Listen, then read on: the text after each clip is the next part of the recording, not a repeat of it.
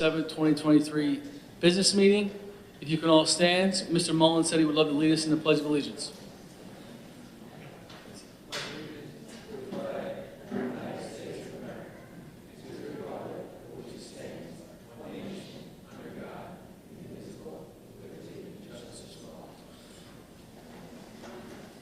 We are joined tonight by 7 of our board members, our superintendent of schools, Dr. Timothy Harney, our assistant superintendent for curriculum and instruction, Dr. Theodore Fulton, our interim assistant superintendent for finance and operations, Mr. Luis Frontero, our district legal counsel, Mr. Edward McCarthy from Ingerman Smith, and unfortunately, Ms. Benetti is not with us tonight. Or I'm sorry, Ms. Denton, Miss Emily Denton is not with us tonight. She is at play rehearsals for the big play this weekend, so we wish her the best of luck. And as always, we're joined by Ms. Suzanne Benetti, our district clerk. There are 2 opportunities for the board to participate during the Board of Ed meeting. The first is just before the board takes up its agenda, and the second follows the disposition of all agenda items. As always, if you want to speak, we ask that you come to the podium. You must be a resident of the Bayport Blue Point School District. If not, you must be voted in by a majority vote of the board. For the convenience of the community, our meetings are always taped and posted thereafter to the board docs. And if you'd like to follow Dr. Harney, you can follow him on Twitter at BBP Soup, or you can follow the school at BBP Schools. At this time, we would open it up to the community members for any new or old business. Not hearing any. Dr. Harney, I'll turn it over to you for your report. Thank you, Mr. Miller. Welcome everybody tonight. I'm going to go through a couple updates, and then I'm going to move into some of our recognitions tonight. Tonight we get the honor to recognize some of our Teachers of the Month, so we'll do that in a moment. So just before that, just a couple little things. And if Emily was here, she'd be reminding everybody that we have the high school musical starting tomorrow night for our senior citizens. That's at 5:30. And then we have opening night for everyone else will be Thursday, Friday, and then we have the shows on, 2 shows on Saturday, is that right? 2 shows on Saturday. So we'll have that. So please come on down and see our students, and they've been putting in a ton of work, so looking forward to that. You've heard me speak about it at the last 2 meetings. The school calendar for next year is up for board approval tonight. It is pretty much as I've outlined it in the past, where staff will come in the Tuesday, Wednesday after Labor Day, and then the students will start that Thursday. The biggest difference for next year is the spring break is a little bit split up because Easter and Passover are separated next year, so there's two smaller breaks at that time. But other than that, and it takes us to the Wednesday, typically at the end of the year you end on a Friday, but with state assessments and everything in regions, it ends next year the Wednesday after. I think it's the 26th. So that's kind of a summary of the calendar, but that will be, it's on the agenda for tonight, and then we'll share that once approved. Obviously we have the winter break starting the 18th, or Saturday the 18th, so we're off that week after that. It's just to keep that in mind. So we have the remainder of this week and next week. And just a couple other things. Yesterday, I'd like to thank Dr. Fulton and literally a team. He had a number of people helping him out with the UPK lottery yesterday. Where we are right now, we'll talk about a little bit more about this during the budget cycle, but we are still looking at 64 students, 54 at Sylvan Avenue, and then 10 at our CBO, which is going to be the Pat Med YMCA once again. So we're looking forward to working with them. So we did that yesterday, and we did the lottery, so all the numbers were selected. Everything is on the website. It was videoed if anybody needs to see it, so it's on there. And then also the list of the numbers that were there, and we tried to meet as many of the people's preferences in terms of what they were looking at in terms of Sylvan or the Pat Med YMCA. So again, thank you to Dr. Fulton and everybody that was involved with them, and especially also our technology staff, because they helped them out a lot yesterday. Thank you, Mrs. Kiefer, as always, for your help there. Just a reminder, we have PSI Love You Day coming up. That is on Friday, correct? This Friday, correct. Remember, that's an opportunity. It's something that we've been doing here for a number of years, where we ask people to wear purple in recognition, and then really during that day, it's a lot of positive messages that are being shared with, whether it be staff, students, all around the building. So that is on Friday. Big congratulations to our middle school robotics team. They have moved on to the Long Island, to the next level at the Long Island, so that's a big kudos to them, so congratulations to them and to our coaches. And then really the last thing I have is, will take us into the budget, is you may have seen in Newsday on Sunday that there was a legislative breakfast at Longwood Middle School, which was really for all of Suffolk County. Myself, we had 3 of our board members join me as well. We had PTA council there. We had other staff with us too. Dr. Fulton was there with us.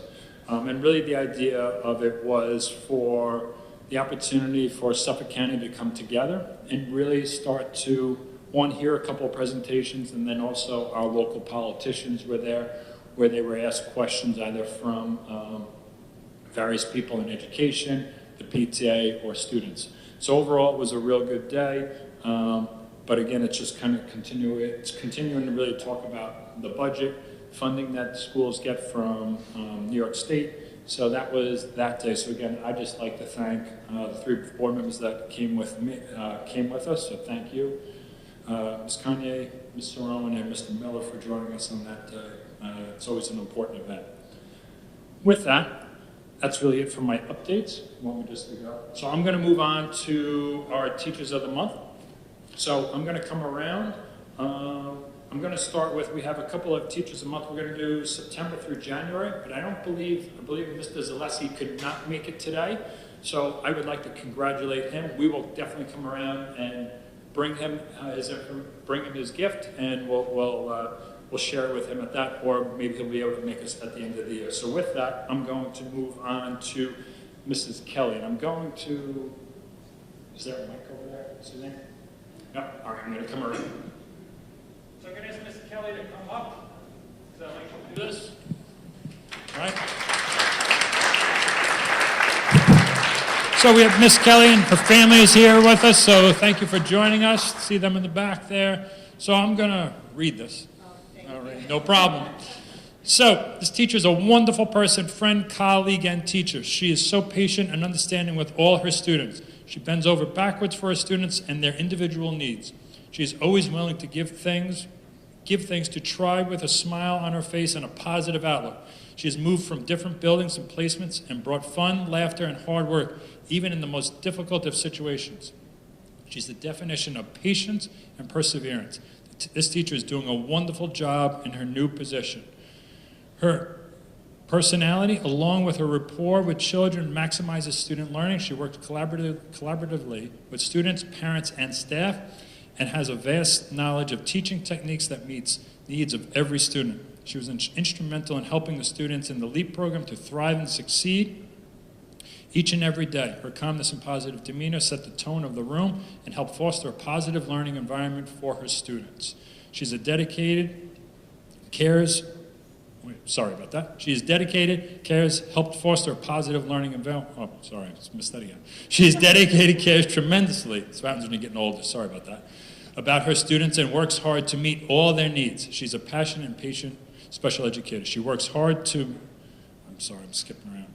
She always maintains a calm demeanor and positively with the students, making each feel special and valued. She will often give up her lunchtime to help a student through a difficult time and does it all with a smile on her face. She maintains her professionalism despite the stressors she may face day to day. She never complains. When something is not working in her class for a student, she works on coming up with solutions and always works to bring out the strengths of others. The staff and students of Blue Point Elementary are lucky to have Mrs. Kelly. Congratulations. We have something for you as well.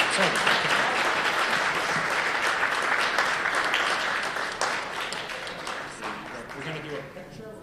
Ms. Pignatera up front.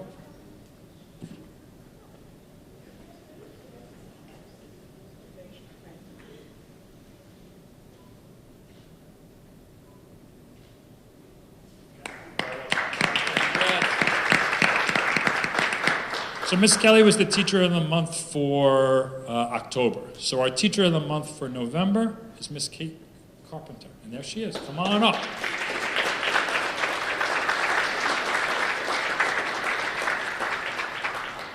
Congratulations, Kate. The teacher has been a dedicated educator in Bayport Blue Point School District for over a decade. She is respected for her honesty and integrity and dedication to teaching. She's taught kindergarten and first grade, and this year she has taken on a brand new role as a founding member of the Universal Pre-K program at Sylvan Avenue.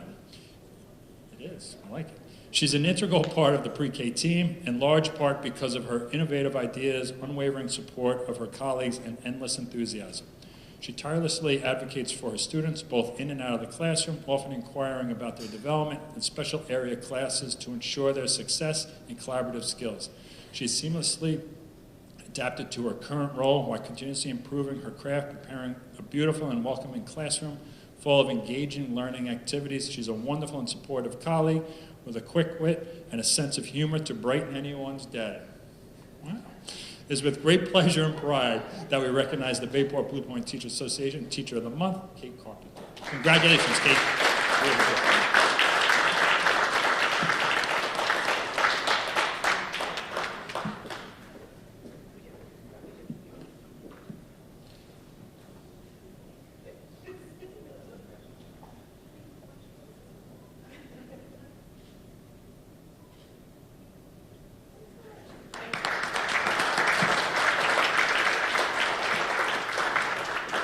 Our next person is the Teacher of the Month for December, Miss Christina Carroll. Come on up.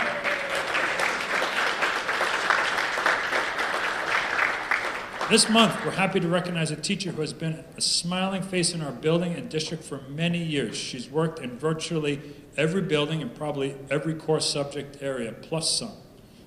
Wow. All right. No matter where she's been, she always creates a positive experience for her students that stays with them as they grow. I've seen her teach firsthand, and she puts her all in everything she does. She's always looking for new, creative, and fun ways to engage her students. Her positive energy is felt by anyone walking by her classroom, whether they know her or not. Everyone knows the lady with the disco ball and fun Friday dance parties. If you do know her, you know she's kind and supportive, thoughtful and inclusive, passionate and fun. It's with great pleasure and pride that we recognize the Bayport Blue Point Teacher Association of the Month for December, Ms. Christina Carroll.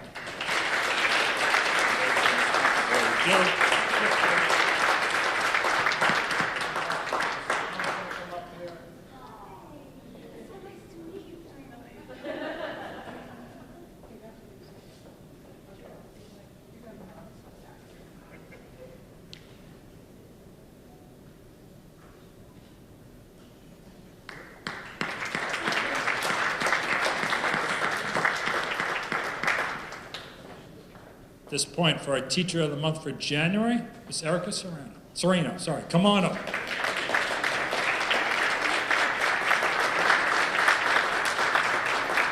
This month, Bayport Blue Point High School would like to recognize a person who exemplifies what it means to be a special education teacher. Her classroom is an environment in which her students are valued, loved, and appropriately challenged. She has been able to make long-lasting bonds with her students and their families because of the level of communication she offers. She's often seen throughout the high school as well as the BBP community with her class. As a result of her efforts, her students become a part of the entire high school community and beyond. This teacher is constantly looking for ways to submerge her students in vocational and real-life experiences to prepare them for their life after high school. From pop-up shops and homemade dog biscuits to a building-wide recycling program, she goes above and beyond to teach her students necessary academic and life skills, as well as responsibility and accountability. Her hard work does not go unnoticed by those who are fortunate enough to work alongside her. Her love and patience for her students is evident each and every day. She should be commended for the tremendous job she does in and out. And our Teacher of the Month for January. Congratulations. Gift for Erica.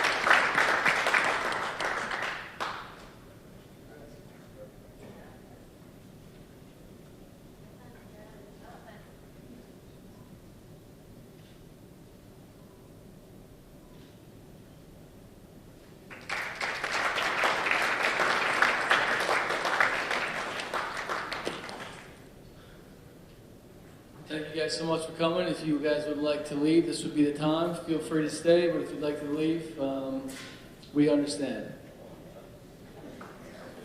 We do have 2 great presentations coming soon, so please feel free to stay. They are wonderful.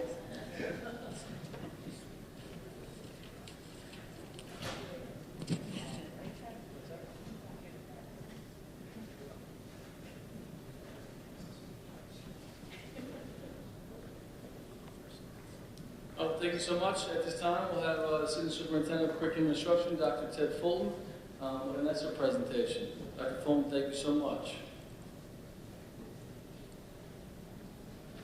The presentation is not going to be as enjoyable as Teacher of the Month presentations, but I am happy that I am presented for Mr. Fronterio's action-packed presentation, which will follow, so we can't wait.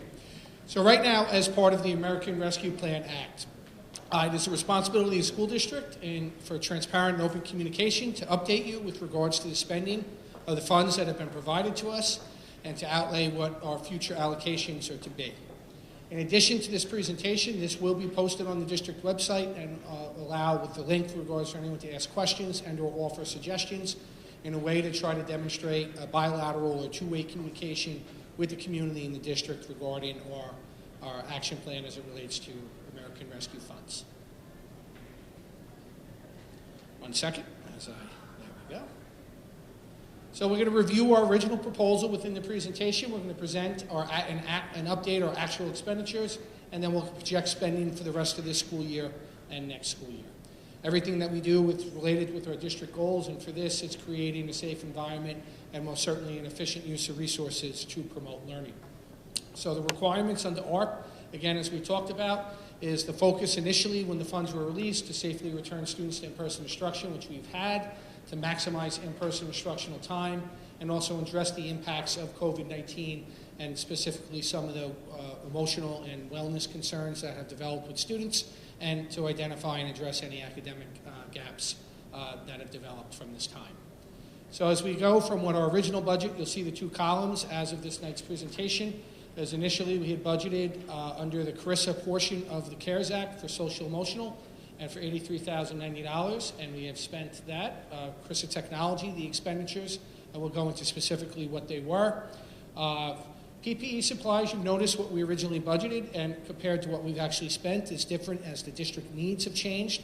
As of right now, we had anticipated at the time when we first originally received the funds that there would be a higher need for some of the masks and gloves and things of that nature, but that has not transpired. And then if you notice, there's been a slight increase for HVAC, and a lot of that deals with inflation and with regards to the cost of what projected projects were, and to then what the actual cost is when they're to be completed. And as you can see from our original budget and from what was under CRISA, that again, it all felt within our original allocation. So for us, the second part of it under CRISA, there was a part for allocation for social emotional learning, and we had allocated $83,090 for a classroom teacher for the 21-22 school year, which we completed and spent those funds and resources. We also had $246,631 for installation of classroom smart boards, and again, that was completed during the 21-22 school year. So for us, this is a little bit, we talked about some of the funding that we had built into some for PPE supplies, that we still have the money there in case something changes. It's always best to be proactive.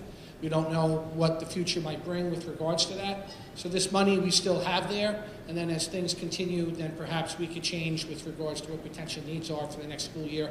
But for now, we still have money in case something occurs, to be able to buy the masks and the gowns and the gloves and the disinfectant and the things to be able to protect the health and safety of our students. Now from here are some of the things to talk about some of the HVAC plants, because again, that was important with regards to what was needed, as you can see. And I know that's why we printed up presentations, because for this screen, the font is a little bit small. But you can see that we've completed our smart boards. You can see that the kindergarten sink replacements has been completed. Question you might ask is, well, what sinks, and what do sinks have to do with CRISA and funds? Well, part of the things for sinks is students to be able to wash their hands to keep them health and safety, and we've been reinforcing hygiene habits, most certainly since the spring of 2020, and those sinks were important. In addition, the air handlers in the middle school has been completed. And again, the building management system with regards to be able to control our heat and our ventilation through a computer system, centralized computer system. And we have other projects that are either in the planning stages or are a work in progress. Some of those things, district-wide connectivity is one of them with regards to be able to ensure that students have the ability to be able to access their devices for learning while they're in their school. Some other things is that we also do have a continued plan for some of our carpentry and electric and painting for isolation rooms for regards to if we need them, and that's still in the budget. We do have them in the planning stage. But again, some of the approvals, some of these projects for the time when you can get them started, so that's why you can see that things are either in a planning stage or work is still to be completed. So some other things that you can see is that you'll see projects like negative air. You'll see things with regards to negative air pressure. This all deals with ventilation. The idea is that you want to be able to ensure that there's a consistent airflow both in and out of our learning spaces. And you can see some of them have been completed and some of them are in the planning stage. The other thing that we do want to do is obviously our outdoor learning spaces. This will be able to get the opportunity for the students to get outside of the classroom. The teacher can instruct outside. And some of those things, which, some pavers, some trees, some benches for the students and things of that nature, those in the planning stage. So hopefully, though, when the weather gets nicer and the classroom teacher can take the students outside for learning, we want to be able to have those learning centers available for students. And as you can see, we've had total expenditures as of this point is a little bit over $90,000. So our original ARP spending plan, because again it falls under CRISA, it falls under ARP, it's different funding sources, but it all falls under the American Rescue Plan, is we had originally budgeted money for social emotional learning, for learning loss, and for a grand total of a little bit over $786,000. Again, this money is supposed to be spent over a 3-year plan. So we did from here with our guidance counselor, we budgeted $101,000, social worker, and wellness club for a total of $343,896. So this would deal with that social emotional component of the plan. So as of this year, as of this point, at the end of June of last year, we had money for the guidance counselor spent, but we had not hired the social worker or started the wellness clubs yet. And now as of this year, we now have the guidance counselor again being paid like the prior year, but now our social worker, one of our social workers that we added to the district is being paid. And though we haven't expended the money for wellness clubs, the wellness clubs have started at the high school and the middle school. So when I do this report again in June, you will see an expenditure, and we will be having the wellness clubs beginning on the elementary level starting soon. So we're hoping by the end of February, March to have those up and running. So here, again, just a breakdown through for what the anticipated expenditure for the rest of this year and for what will be for next year. As you can see the different lines. And again, it's the guidance counselor, one social worker, and the wellness club advisorships. So now for learning loss, this is again the second component of the American Rescue Plan funds.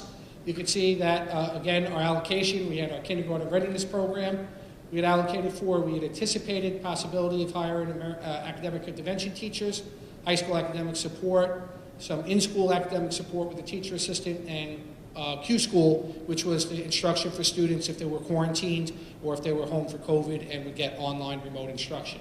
So remember, this was the original 3-year allocation. As you can see, from to last June, we had our kindergarten readiness program, which is now run for 2 summers. It has been a wonderful success. That's with the teachers and teacher assistants. We did make a change because from our original plan to actually in action, we began to focus on smaller class size in 2 areas. So we actually added 2 instructional teachers as compared to hiring AIS staff and an AIS teacher assistant. And then we also had an academic support after school program, which traditionally for core subjects of middle school and high school for extra help, and then Q School. Now originally for 1 year we had planned $53,620 for Q School. That was our original plan. But as you know, with the number of students that had quarantining and COVID and things of that nature, our Q School actually cost us over $208,000. So we had to adjust what we had originally planned to meet the immediate needs of our students. So Q School was something that we did last year. Q School is not something that we are running this year. So now for our continued expenditures through right now. Again, our kindergarten readiness program ran again this summer. And again, our secondary academic support program at the school will begin later this spring and go towards Regent's time. And then this year, you'll notice $181 for Q School, and that was just a delayed in budgeting. Someone had done Q School the prior year, but the money wasn't distributed until after July 1st, which is technically in the new year, so that's why you see the $181 distribution. Our continued plan is for our kindergarten readiness program, academic support after school, again, the money, and again, that'll be starting later. And then from there, we'll work with regards to how much of the monies and funds are remaining, and then we can be able to determine what we're going to utilize the remaining funds for the last school year. Again, we would have to show that we're doing it something for academic intervention and to identify potential gaps with regards to that. And I'll be working with Mr. Frontiero in the business office, and then that'll be presented to everyone post-budget season in June for my final presentation. So with that, I leave it open to any questions. Thank you, Dr. Fulton. Any trustees with any questions? Any community members with any questions? As always, thank you so much, Dr. Fulton. We appreciate it. So again, this will be posted. I will put out with a link to the community if anyone has any questions or suggestions. And then you will see me once again at the end of the year with the end of the year presentation for the funds. So thank you. All right, thank you so much. Like we said, Dr. Fulton, we appreciate it. At this time, we'll call up our Assistant Superintendent of Finance and Operations, Mr. Luis Frontero, with his fourth budget presentation.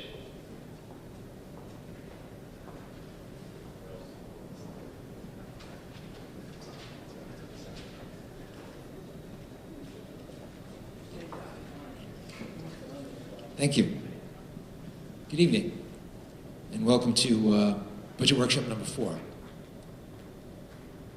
So I promised to cover all of these items tonight in my presentation, which is going to be about 6 minutes. Is that what I have to work with?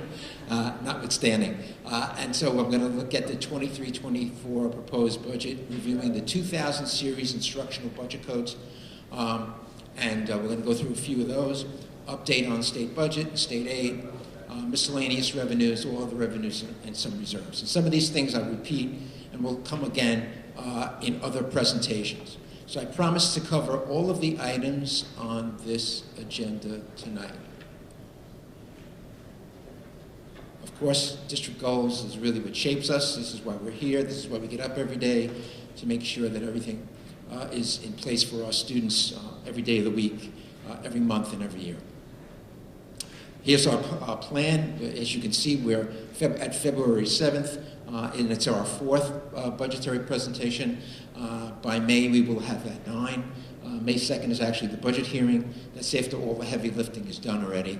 But planning stages will continue through April 18th, when the board will be asked to adopt a budget that we will put before our voters.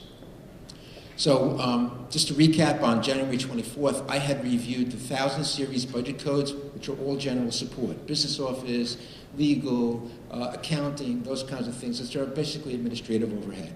I also talked a little bit about the 5000 series budget codes for transportation, contract transportation, in-district transportation, and the like. And I reviewed the 9000 series budget codes, which are debt service and pupil employee benefits. As you can see from this summary, and again, the proposed draft budget for 23-24 is again just a draft. It's the first blush. It's up about 4.14, but it's going to come down a lot lower than that by the time we're done with the scalpel and the machetes and so forth, cutting it where we need to do it. But as you can see with the arrow points, we covered the 1000 series, which is general support, the transportation, which is 5000, and the benefits, 9,000, and we're just going to focus in on instruction tonight, which is really where the rubber meets the road. That's what we're all about. That's what our mission is all about, instruction. And it's obviously the largest part of the budget. So the 2000 series budget codes are known as instruction. We're going to talk about the 2010 through 21-27 budget functions. And on February 28th, I will cover the rest of the 2000 series. And by that point, we will have covered all the functional areas of the budget and the developmental process. And you'll know as much as I do at that point about anything you need to know. These are the areas we'll cover, curriculum development and supervision, all the way down to teaching reading of PSEN, and then a few other codes after that. I've divided it up pretty closely. If you look at the the format is the same as the other ones that I reviewed before at the last meeting. So you can see we have a function number, description of that function, the budgeted amount for 21-22, the actual that we spent in 21-22, which is really audited. We have our 2022-23 budget number. We have a proposed number for 23-24, the dollar change when we compare the two with the current year to the proposed, and a percentage increase. And then, of course, in the comments section, I try to give you a flair for what this is all about. What do we charge here and why, and the humans that are associated with it and the like. So, and you'll see changes percentage-wise or whatever, and each one of them is a little bit of a story. Some of it is very simple, it's just a dollar increase because we've moved people up on the salary schedule. In some cases, it may be that the number it's being compared to is artificially high, which would mean it would look like it would be coming down. So a lot of reasons for why some of the changes are what you see. But we have our curriculum development and supervision under the watchful eye of Dr. Fulton, and of course we're always developing curriculum and making sure that we are cutting edge in the instructional services that we deliver to our students. 2020, supervision regular instruction. This is where we have each of our building principals and their main offices. So that's what we budget in the 2020 code. Incidentally, 2020 budget function is the same as it is on Long Island as it is in Buffalo, New York. 2020 definitely means supervision, regular instruction. So again, that's our building principals, APs, etc. And 2070 is staff development, and Dr. Harney and Dr. Fulton work closely on, of course, our staff development process. We are a teaching learning organization where you would expect us to be developing staff. So we walk the walk and talk the talk. In terms of some of the programs, universal pre-K, obviously we didn't have anything in 21-22, so it's zero. And then of course, once we got voter approval, I had to move money into that new code that we created for pre-K. And obviously we were going to actually budget lower. We just needed a starting point. Most of the staff, there's some staff charged at general fund, but for the most part, the lion's share is charged in federal, which is something I'll mention tonight when I show the state aid numbers as well. And then we have kindergarten and grade 1 through 3.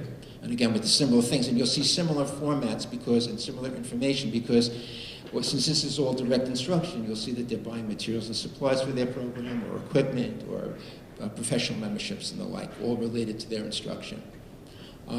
We have grades 4 to 5, the arts and education, computer instruction. And again, you see the changes up or down, the fact that we have, obviously we have staff in every one of these because we're a people business, we don't operate without them. English instruction, English language learners, etc. We have health education, home and careers, industrial arts instruction, mathematics, music instruction, all of our things that we know and love about the district, all our personnel. It's all included in our budget, in our draft, and we'll continue, even though we make cuts, it's not in programs. It's just basically looking at the numbers and getting as close as we can to what we need to budget without jeopardizing the district. Physical education district-wide, PSEN reading, and then we want to just touch on 3 more of these, science instruction, social studies, and speech. So again, each one of those comment section indicates the FTE, meaning the full-time equivalents of the individuals that are there. I work with Emily Ekstrom we go name by name, person by person, body by body, as we review the budget. They all have names attached to those FTEs, and they're all individuals that provide direct instructional services to our students. Again, this is where our real mission is. In terms of state aid, our governor on February 1st actually addressed the state and it was a little bit later than we would have liked, but actually addressed her plan for state aid for 23-24. These are some of the priorities from New York State school boards. I'm happy to report from any of this list, and some of these may never see the light of day, at least from their point of view, but what's important to note is that they are funding foundation aid, which is important, and there's been no changes or no political machinations with respect to our categorical aids, which are the building aid, the transportation aid, high-cost aid, and those things that you have to spend the money in order to get the aid. Foundation aid is the one aid that comes with no strings. It provides us with our direct funds to spend any way we want to provide instructional services for our students. So, and again, when we start looking at the revenue side of the budget, wherever that happens to turn out, in terms of revenue, it's important to note that state aid is a significant piece of that, as you can see, second largest other than tax levy. Here's a summary side by side of the enacted budget versus the proposed budget from the state. The foundation aid number, we got exactly 3%. When I went back to look at the calculation on the formulas, if we had used the formulas, they came up with a pupil count and a formula per pupil cost that would have only given us foundation aid about $9 million aid. So because when the calculation produced that kind of a number, instead of getting the $9 million aid, luckily, which we would have been really freaking out about, we got 3%. And that was the idea in terms of if it didn't do better on the formula, then they got 3%. And that's exactly how it worked for us. And in whatever 700 districts throughout the state, in some cases the formula worked better. In other cases it was the 3%. In our case, obviously, it was the 3%. In terms of BOCES, some of these things are all very preliminary. You know, BOCES provides information to the state in mid-October about what they think we're going to be spending. It generates a number. It goes up, it goes down a little bit. But it, you know, basically it'll be somewhere in there when all the dust settles. Same thing with high cost aid. Right now it looks like it's dropping, but it's not really. They didn't use any student data in this number. It's just a computer algorithm. And my sources tell me that I talked to when I said, you know, what's likely to happen is that we'll probably see about 250,000, not a cut of 150. So, and then the rest of them are slight changes. When we get down to transportation, you can see that there's an increase because I have reported on the ST3 when I present the financial information at the year end, where I had showed for the 22-23 school year, we would be spending additional funds because of our safety zones. They take that information and they start to build that into our aid calculations. So that's what's driving some of that increase, is we're starting to see it now. Because remember, we said we'd have to spend money, but we won't see it until the following year, and that's, you know, 23, 24. And likely with, in terms of building aid, now that all the final cost reports have been filed, hopefully we'll hold on to that. I was hoping we might get more. We had filed for early aid, which means that at some point in time you had to file your final cost report, otherwise they would take the aid back. So it's possible that in some of those final course reports there was an earlier aid filed, and it will actually possibly increase our building aid, but I won't know that till probably April or thereabouts. So we'll see what happens with that. And then of course there was no change to two of the other items on there. And also important to note is that the governor included another $125 million for pre-K. So as you can see, our allocation for pre-K is up again. It went from 245,600. We were surprised when it became, you know, 345,000 because they added a couple million last year to the enacted budget now, and now another 125 million brings us up to, you know, 480,600. The reason it's below the line is we can't use those money to balance our general fund budget. It's all in the federal funds, so it's below the line. But it's still an allocation, and it still would open up our pre-K program possibly even larger than it is now. In terms of state aid, I like to look at budget versus actual, because it just helps in the planning stages. As you can see, for the longest time, our state aid has hovered around the 18 million to $17 million range, and continues to be somewhere in that neighborhood or vicinity, even though we've had, but it's dropped a little bit because our enrollment has dropped a little bit, but it hasn't fallen off the map, I'm happy to report. In terms of some miscellaneous aids and all other revenues, here again I like to look at consistency, because I'm going to be able to use some of that to budget, to balance the budget on the revenue side by looking at some of our additional miscellaneous revenues and knowing that they actually come in pretty close to where we budget, or in some cases higher. I always like to under-promise and over-deliver on revenue because it helps to build fund balance on the revenue side of the budget development. And this is just a possibility we're currently for 22-23 budgeted $2.2 million for miscellaneous revenues, and at some point in time I'll be proposing for 23-24 what number might work in that area. In terms of our reserves, we know that we have them. We have 5 that have been set up formally by the school board through resolution and then funded when we do have available fund balance. So it's sort of like a savings account. We can only use it for its intended purpose, and we can add to it when we have available fund balance at the end of the year, the difference between our actual revenues and actual expenditures. This is right from our audit. These are the audited balances for our reserves. Our Employees Retirement System reserve is the largest. That represents about 4 years of actual expense, which is a very good yardstick to be at in terms of the size of a reserve. Our Teachers Retirement System reserve is about 1/3 of the cost. We'd like to see that go up over time. Our Employee Benefits Accrued Liability for termination pay and things like that is very reasonable. Workers' Comp has about 2.5 years worth of expense if we needed it, and then unemployment is just pretty much where we would not add a thing to it.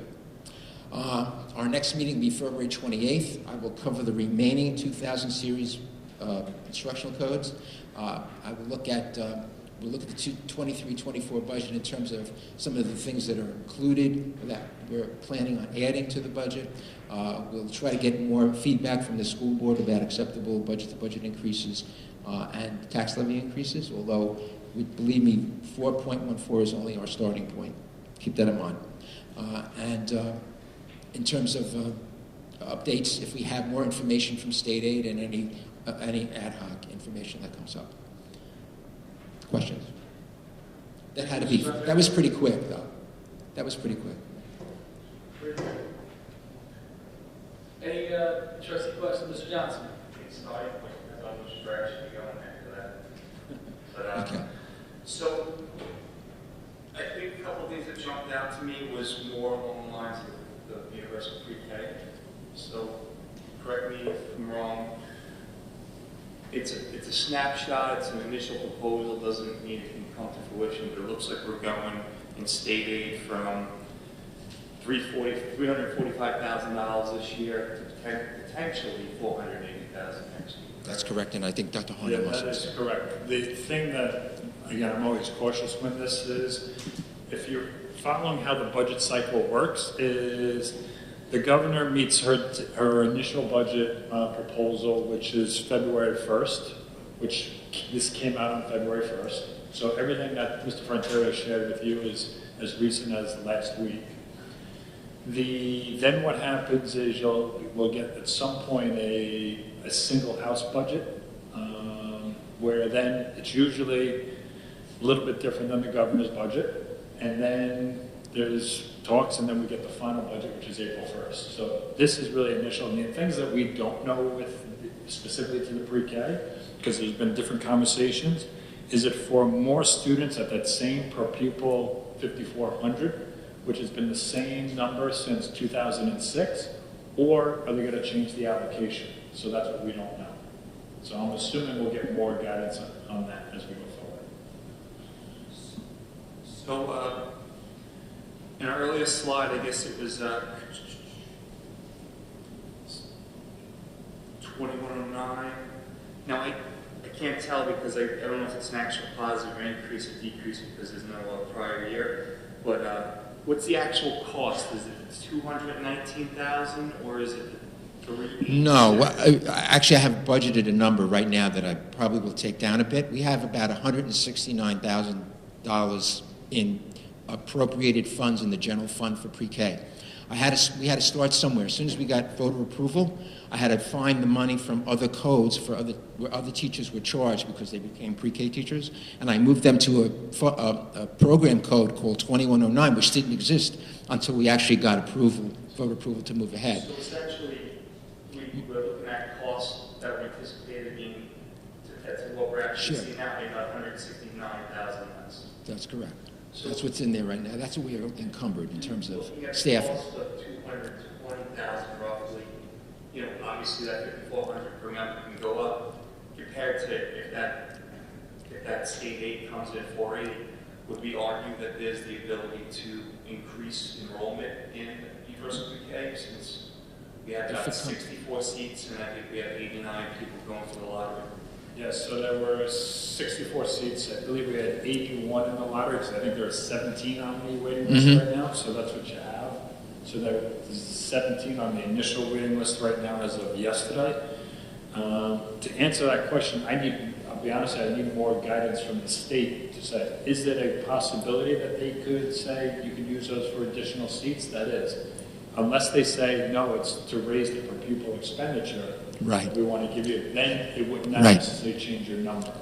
Because remember, you get reimbursed for your number of kids. So that's what we got to kind of wait on. And Mr. Johnson, if you remember from last year with the initial presentations, even with the state funding we received, we presented that there would be an outlay from the general fund, that the state funding does not actually pay for our entire pre-K program, and that we actually supplement it with our general budget funds. Right, and that's universal. That's everywhere. That school districts have to supplement it in one way or the other. But we're just trying to get this sweet spot, and right now it's a little higher than we're actually using in terms of general fund support. But I'm building fund balance too. So. And I'm not sure if you up the number another class, I don't know if that's a flexible year-to-year thing. Would we be able to, in a tighter budget year or where the state aid doesn't come in, go back down to the original 60-some? No, what it comes down to is if you pay for a seat from your general fund, you will own that seat forever, regardless of what your funding allocation will be from the state. So you wouldn't be able to 1 year pay for it from your own funds, and then that same seat the next year, we have more state aid, we'll pay for that seat with the state aid. You can't do that. So if you keep the seats under state aid, you're allowed to let that number determine it. But once you begin to purchase a seat from general funding, you will own that seat from now in perpetuity. Even if they don't give you no, I'm saying if the state aid comes in compared to our costs, if the state aid comes in at 480, then us increasing the seats would be based on utilizing that state aid. If it doesn't come in the following year, we wouldn't be able to keep those seats. Right. You'd end up reducing. Yeah, okay. Right. It's basically is then you would decide. Okay, would the district at that point make the decision to say, okay, we're going to run a lower number? I always worry about once you build it, right, it's tougher to take it away because it's... Right, if they ever stop, it'll be difficult. Correct. Period. That's one of the things we talked about from the beginning of this year, right? They never promised that the pre-K aid would be every single year. Though it's been coming, that has always been just to be cautious of. I just want to, kind of look at the numbers, and I'm seeing a potential opportunity to be able to bump it up for at least this next year if the need's there, and I think the earlier we get children involved in education, the I better. don't think we would make that, so to kind of put everyone on the same page, I don't think we would make that decision until after April 1st, until the governor has come out and solidified what the package looks like going forward. Right, and then the numbers are set, because then there's been the legislators and everybody have done their political, working together to come up with a plan, that the budget ultimately gets approved on April 1st. Comes on. So Dr. Hart, just to clarify, we would wait till April, and then in April, we would make a decision in regards to the state aid money, or if the board would like to consider providing money from the general budget. Would that be fair? Correct. And then the other things you have to take into consideration is space. Again, you go through the whole same process that we went through last year when we began the program. So that's really what would happen. So there'd be a number of steps we have to look into. Right. Any other trustee questions? Not hearing any, we do have one in the chat. There was a presentation on the risk of children walking to school that was delivered in the prior year. The district appears to have received $144,000 more in transportation aid. Is intended to transport more pupils using the additional aid to make it safer. Mr. Montheri, I would just say we're looking to utilize the additional aid to offset the transportation costs. Which are higher, significantly higher. What's that? They're significantly higher, and we didn't get it yet. We're going to get it next year. And I would just say if we were going to add additional personnel or pupils, we would also need to put that out for a referendum if we were going to lower mileage. Oh, that's a whole different ballgame. I mean, I think that's what they're saying. That's a whole different concept than the safety zones. Yes. Any other trustee questions? Any community members' questions about the budget presentation? Mr. Montero, as always, thank you so much, sir. Appreciate My it. pleasure. Thank you. Moving on to the regular agenda.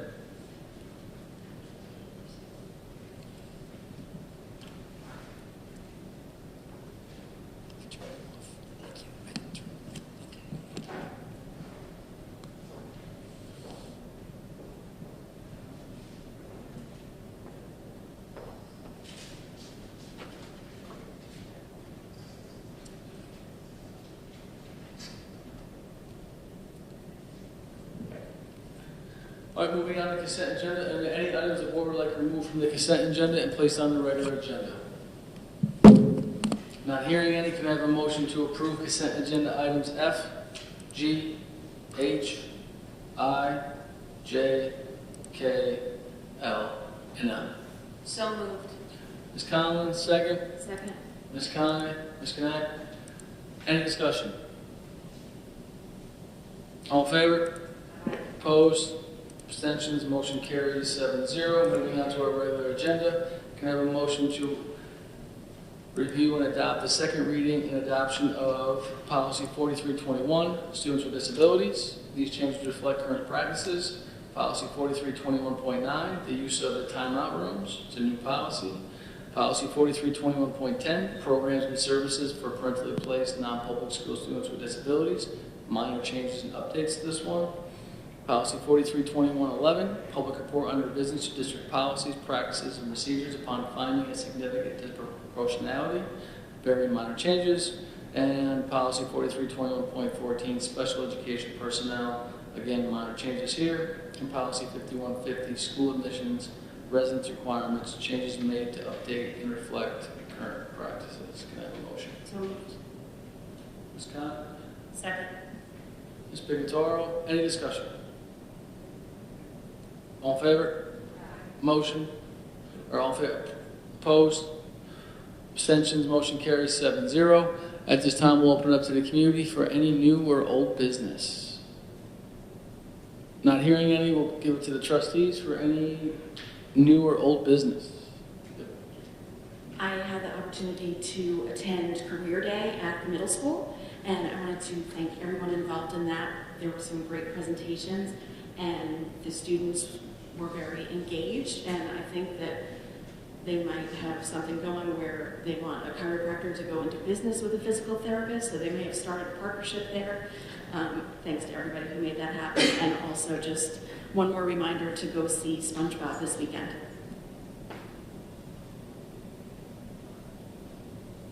Thank you so much. Mr. Johnson? I just wanted to announce that on April 25th at 5 o'clock will be our, we're renewing our annual Senior Citizens Dinner. So it'll be the first time since 2019 that we've had it. So looking forward to it. Please spread the word. Thank you so much, Mr. Johnson. Sorry, we just have one more question in the chat. It would be great if we could improve the child safety zones and they were expanded. So, Dr. Harney, would that be feasible, and what would be those steps? I would imagine, and I'd have to just double check myself with legal, is when we had done the safety zone study last year, I mean, we had a number of areas that was a safety zone. If you remember, we also had a transportation committee. When they were looking at it, they were looking at some immediate areas that we wanted to address. So my guess is it would come back to the committee, I guess, if we were to look at that, and then bring it back to the Board of Ed, if that was something we wanted to include in the budget process. Again, we just added 4 buses last year, and then I guess it would have to go on as a vote because it would fall under that same safety zone regulations that we followed last year. So it would go in as in the budget, is what I would assume. But remember, each bus is somewhere around $90,000 thereabouts. Thank you so much, Dr. Harney. Any other trustees' updates? Can I have a motion to adjourn? Mr. Johnson, seconded by Mr. Krug. All in favor? Thank you guys so much. We appreciate your time. Hope everyone has a great break.